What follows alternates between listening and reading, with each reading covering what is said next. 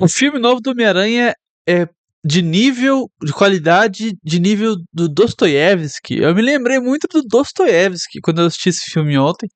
Eu tô um pouco atrasado aqui com a review, mas esse filme me lembrou muito, cara. Memórias do Subsolo, um livro do Dostoiévski, que fala sobre isolamento, né? Sobre o isolamento do ser humano. E em Memórias do Subsolo, o narrador ele se isola do mundo exterior porque ele se considera indigno, né? O subsolo ou subterrâneo não é só um porão, não é um quarto escuro, não é uma casa fechada, mas é um estado de espírito também que a gente vê o Peter Parker nesse filme. É um refúgio, né? Que a pessoa se contrai contra um mundo que o personagem despreza. Não despreza de achar ruim, né? De achar mal, mas que ele não quer mais para ele. Mas, paradoxalmente, ele quer muito para ele, entendeu? Ele anseia desesperadamente fazer parte desse mundo. O isolamento, ele não traz a paz que o Peter pensou em ter, né? Ele traz um monólogo, algo interno, bem atormentado, vingativo, cíclico. O personagem ele fica julgando, condenando ele mesmo e também o que aconteceu com a humanidade, né? Que a gente viu no filme anterior. O Peter ele não chega a ser vingativo nesse filme, mas ele prefere se isolar por ego, né? Por medo. O roteiro ele é inteligente quando ele fala, ele dá a mecânica de conversação com a IA, né? Com a Eve. Esses diálogos para ele se expressar. A gente vê que ele é amargurado, ele é contraído. Até a Helena, ela fala que ele é um cara triste, né? Mas durante boa parte do filme ele é uma pessoa completamente alienada. E aí eu lembrei dessa passagem. Eu lembrei do Memórias do Subsolo, que serviu como base também para Taxi Driver, né? Outro filme que eu recomendaria para você assistir depois de Homem-Aranha Um Novo Dia. Essa passagem aqui eu acho que é mais ou menos sintomática do Peter. Juro-vos, senhores, que ter consciência de sobra é uma doença, uma verdadeira e completa doença. A consciência, né, da responsabilidade que o Peter tem como herói é a grande vilã dessa primeira parte do filme. Porque a gente sabe que a vilã só aparece no segundo ato, pra trás, né? Pra trás não, pra frente. O isolamento social dele, do Peter, me lembra muito a sociedade de hoje, que virou o que o Dostoiévski mais temia, mais odiava. E aí eu lembrei desse vídeo aqui também, olha só. Deixa eu pegar esse vídeo rapidinho.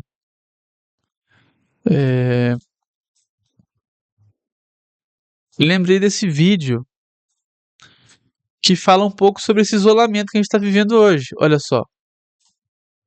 Condomínios estão virando mini-cidades e nos deixando cada vez mais isolados e sozinhos. Esses dias eu e minha esposa fomos em um aniversário em São Paulo, em um salão gourmet desses que tem em quase todo condomínio de prédios hoje em dia.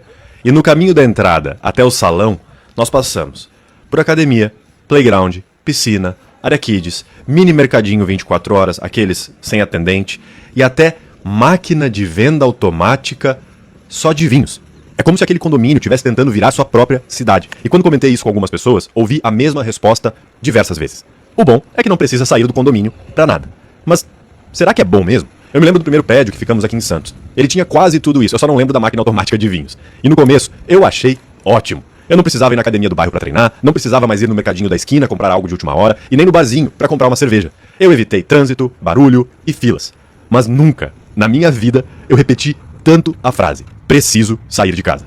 Eu sentia que precisava ver gente, porque nesses condomínios, mesmo entre vizinhos, é como se existisse um muro, que essas áreas comuns só fazem aumentar. Mais de uma vez, inclusive, eu vi pessoas deixando de usar a academia do prédio, porque quando abriam a porta, viam outras pessoas já no mesmo espaço. É pior do que simplesmente não ter convivência. Esses lugares conseguem, na nossa cabeça, reduzir outras pessoas a um mero inconveniente. Deixamos de ver o nosso vizinho como um ser humano. Ele se torna um transtorno, algo a ser evitado. E mesmo sabendo que a solidão é veneno para nossa saúde mental, acabamos tomando mesmo assim. E é por isso que essas áreas comuns nunca deveriam substituir as nossas cidades. Mas é o que vem acontecendo. Estamos abandonando nossos parques, ruas e nossos comércios de bairro para vivermos isolados e sozinhos atrás dos nossos próprios muros.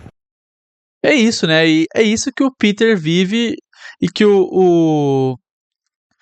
e que o roteiro conseguiu transmitir muito bem, né? Eu achei sensacional essa parte do isolamento, de como ele vê os vizinhos, ele se fecha, né? Ele não quer interagir com a menina, ele não quer.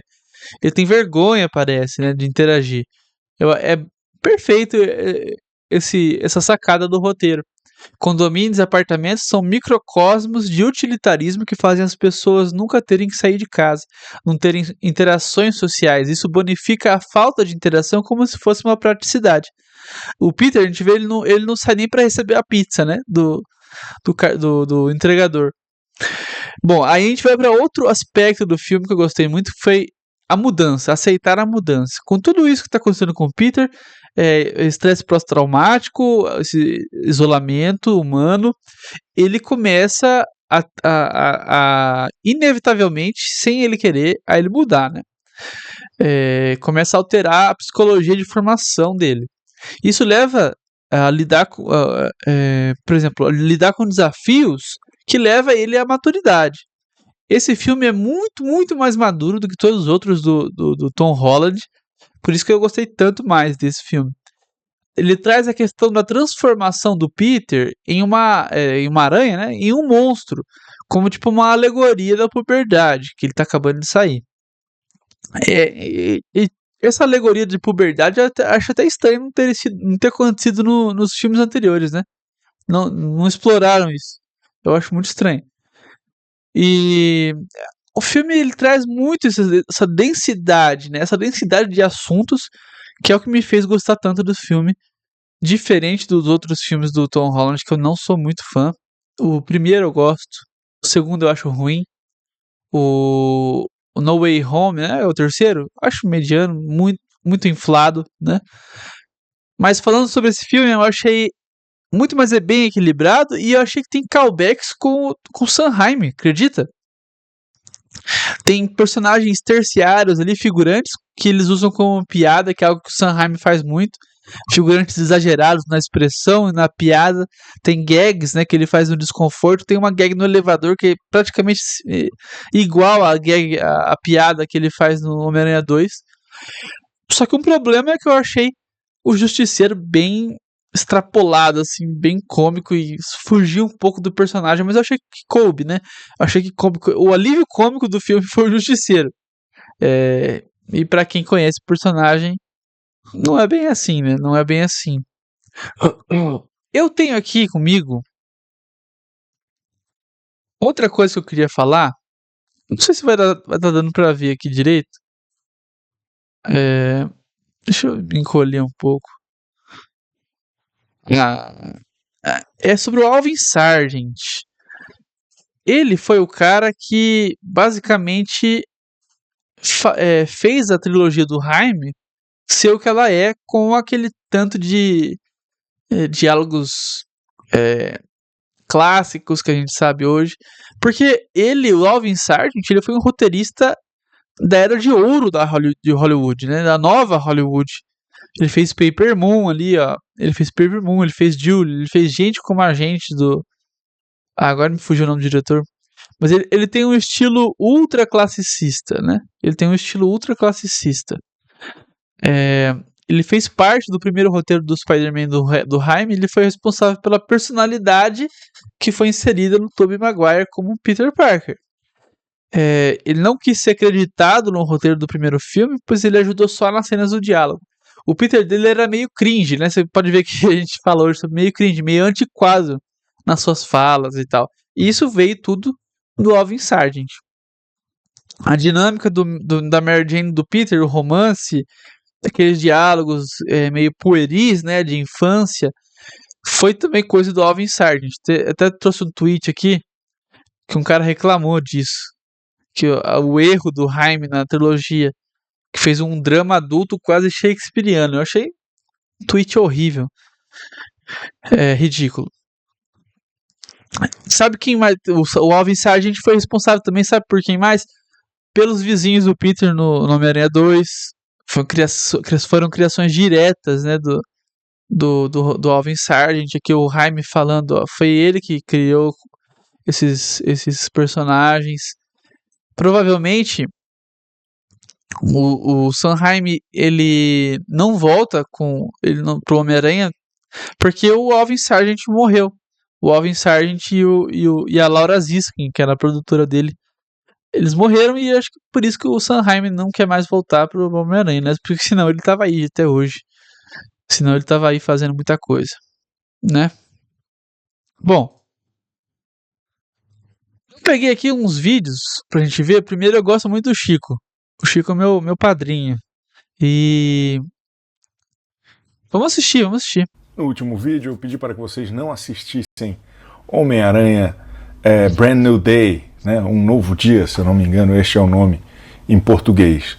Pois bem, a minha sorte é que eu não leio muito o que eu escrevo, que eu não me importo muito com o que eu falo, pois no dia seguinte da publicação daquele vídeo, fui ao cinema e prestigiei um filme muito especial. Homem-Aranha Spider-Man Brand New Day. Pois é, furei o boicote e hoje vou contar para vocês o que achei deste filme, tá bom?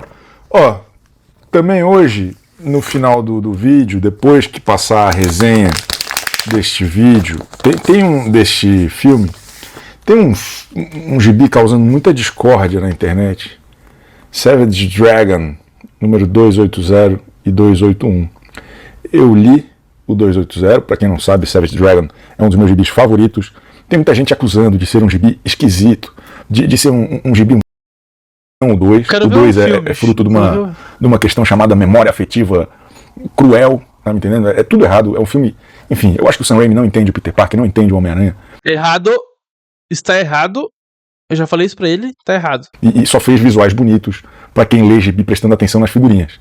Mas quem presta atenção no roteiro vê que aquele não é um bom personagem. O Tom Holland, por sua vez... e aquele rapaz lá, o pescoçudo, que fez o Amazing Spider-Man, aquele lá nem me deu o trabalho de ver. Tá bom? Nunca assisti os filmes do pescoçudo lá. Eu esqueci o nome do cara. Garfield, né? Sei lá. Aí ele tá certo.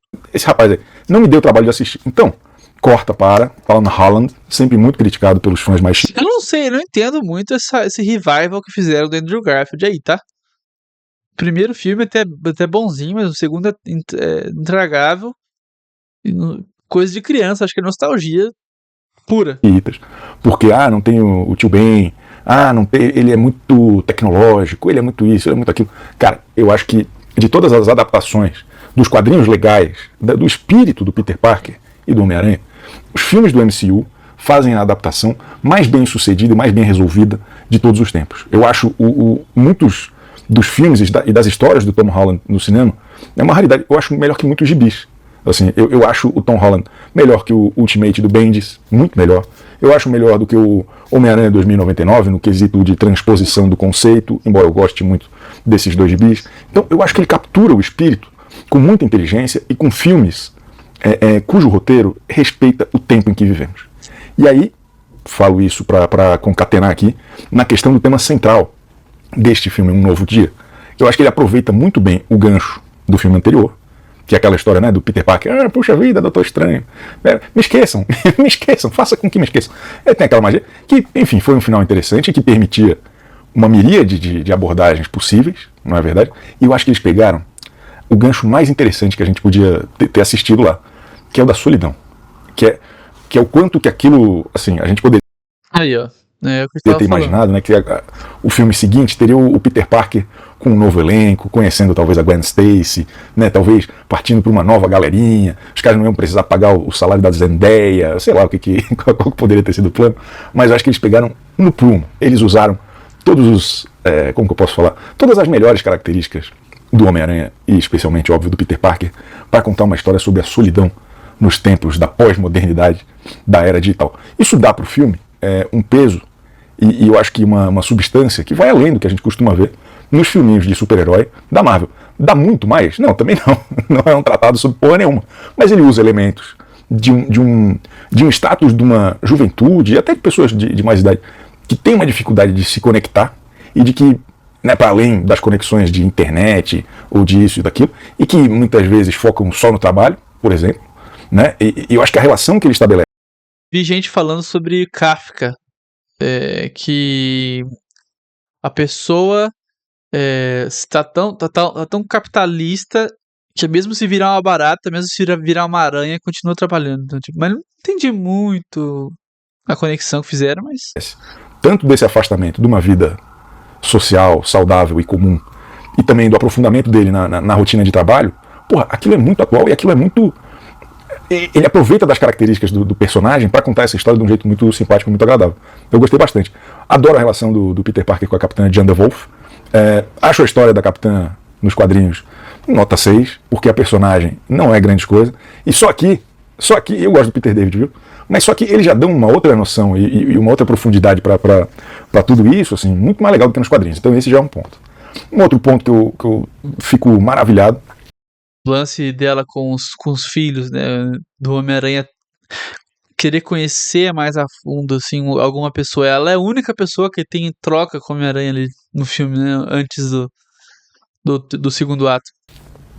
É o carisma dos dois, vamos dizer, dos dois atores principais, né, que não são necessariamente, não dá pra dizer que a MJ é uma das que mais aparecem ali, mas é uma personagem central e é uma atriz muito famosa hoje em dia, né, tá trabalhando mais que o Chai Suede, a Zendaya.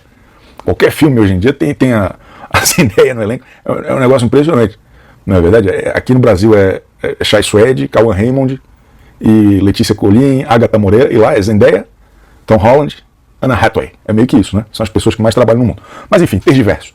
Sobre os dois. Inclusive o John Burton, eu não sei falar o nome dele, e o Tom Holland estão juntos no Odisseia também, né? Trabalharam juntos também, junto com a Zendaya. Eu acho que o Tom Holland, desde o começo, desde o primeiro filme dele lá com o Homem de Ferro e tal, eu sempre achei ele muito carismático. Apesar dele parecer o filho do Sérgio Moro com a esposa, né? Aquela coisa meio boquinha de disquete, assim, meio pá e tal. Ele consegue ter um carisma que é um negócio extraordinário. E a Zendaya, eu acho que eu nunca vi nenhum outro filme com eles, tá? Eu ando com o meu repertório cinematográfico bastante desajustado, porque eu prefiro ler gibi, eu gosto de ficar no Twitter, tá me entendendo? Não tenho mais muita paciência para ficar vendo filme. Então, a minha experiência cinematográfica com os dois são os filmes do Homem-Aranha, que é uma coisa que ainda me comove até o ponto de ir numa porra de um cinema. A Zendaya, ela tem um magnetismo pessoal, ela tem um magnetismo de... mesmo nessa atuação contida da MJ, e que eu vejo pelos memes que ela faz em outros filmes também, mesmo com esse olhar meio de soslaio, né, mesmo ela não parece, ela parece ser alta, mas ela não é uma mulher enorme, assim, ela ocupa a tela do cinema com uma luz, com uma presença, que não é por acaso que ela está trabalhando tanto, assim, não é por acaso que ela tem sido escalada para tantos filmes blockbuster, né, e não só isso, de filmes de, né, mais cults e tudo, mas ela é um fenômeno, essa moça, ela tem não só um talento que ela consegue. The Drama, assistam The Drama, muito bom. Consegue falar muito com pouco, mas também com essa presença, assim, quase opressiva, de tanto charme, tanta elegância, tanto carisma que ela tem. Me chama muita atenção. E dos filmes que eu vi do Homem-Aranha, eu acho que é nesse que os dois estão mais plenos, nessas boas características que eles apresentam sempre. Então, não dá para imaginar num futuro próximo, assim, esses filmes sem a presença dos dois. É um negócio, assim, estrondoso. Eu ouso dizer que a Zendaya só não é, assim, em todos esses filmes, em todos esses anos de MCU, eu acho que eu coloco até a Zendaya no mesmo patamar que o Robert Downey Jr., de carisma e de vontade de assistir, sabe? É magnetismo. Eu diria que é isso, assim, é uma característica de magnetismo. Espetacular, de verdade, eu acho muito bom. Agora, o filme tem participações especiais. De todos os filmes do Aranha, eu achei esse o mais parecido com os gibis. Por mais que a vilã, né, não seja uma vilã clássica do Aranha, e aí chegamos nesse tema já, ele tem toda uma imersão do Homem-Aranha naquele universo, que é o universo cinematográfico da Marvel, mas ainda assim é um universo pé no chão, Nova York, né, Estados Unidos ali e tal, com uma naturalidade e com uma frivolidade típica dos gibis, sobretudo dos gibis dos anos 70, dos anos 80, até mais do que dos anos 60, se você me permite esse pitaco. Sobretudo, claro, acho que tem ali reminiscências, né, de Spectacular Spider-Man, da própria Amazing, mas eu acho que essa relação, essa ida e vinda na cidade com os personagens, é óbvio, todo mundo se lembra do Marvel Team Up, que é uma revista muito desprezada pelo leitor brasileiro, até onde eu consigo ver. Deixa eu passar.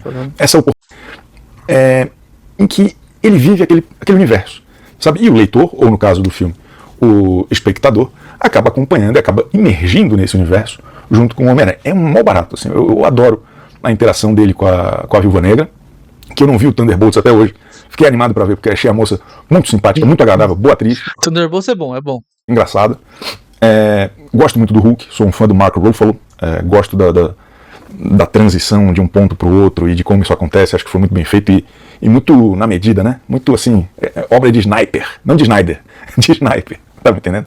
E o terceiro elemento que eu quero citar aqui é o Justiceiro. Eu não vi a série do Justiceiro, vi a participação dele na série do Demolidor e já tinha me incomodado. Não, assim, o ator é ótimo, tá? O John Bernthal fez um monte de coisa boa. Ele escolheu ali um jeito de fazer o Justiceiro que é bom. No filme tá super divertido, a relação dele com a MJ, com o próprio Homem-Aranha, é muito divertida. Ele, né, aquele lance meio irmão mais velho, bruto e guerreiro e desagradável e grosseirão e tal. Mas eu tenho um problema muito sério, diferente do Hulk, diferente do Spider-Man, da própria MJ, que é muito diferente dos quadrinhos, mas que pega uma coisa ali dos quadrinhos e transporta para um outro universo, que eu posso até falar mais depois, mas o Justiceiro eu acho que é um personagem novo, que tem a mesma origem do Justiceiro, mas que eu acho que toda a modulação do que é o Justiceiro, pelo menos o Justiceiro que eu li dos anos 80, dos anos 90, dos anos 2000, do Justiceiro Max, ele era um Justiceiro muito mais comedido, né? A psicopatia dele era para dentro, né? Ele era uma psicopatia com fimose. Essa psicopatia do Justiceiro Psicopatia com fimose. do MCU é pra forona, né? Ele é um cara meio, né, carismático, falador, conversador, né, exaltado, um negócio meio família Soprano, assim, que pra mim, na minha experiência de leitor, eu acho muito fora do que eu esperaria do Justiceiro, mas que no filme funciona. Então eu na minha maturidade de espectador de filmes de hominho, eu faço essa distinção. Não é o verdadeiro Justiceiro da Era de Prata, mas é um bom filme, é um bom personagem nesse filme. Funciona, né? Ele quase poderia ser o Deadpool. Ele quase poderia ser qualquer outro personagem que não o Justiceiro. Mas tudo bem, escolheram que fosse o Justiceiro nesse papel, pois que seja. Então é isso, sobre essas participações é isso. Aí nós temos uma história que tem essa amarração, né, da solidão, do problema do Peter Parker com ele mesmo, o que dá um tom um pouco mais introspectivo, mas é um filme de ação, é um filme que não para, é um filme talvez um pouco longo demais, mas ainda assim muito divertido. E aí tem a questão da vilã.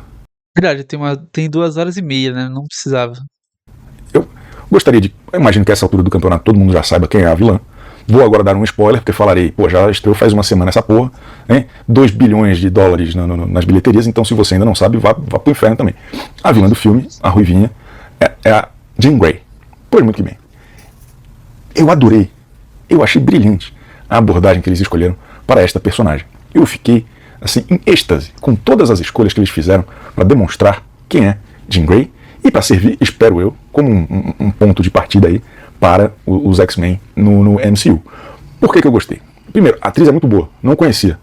Assisti Stranger Things só a primeira temporada, porque depois eu tinha mais o que fazer.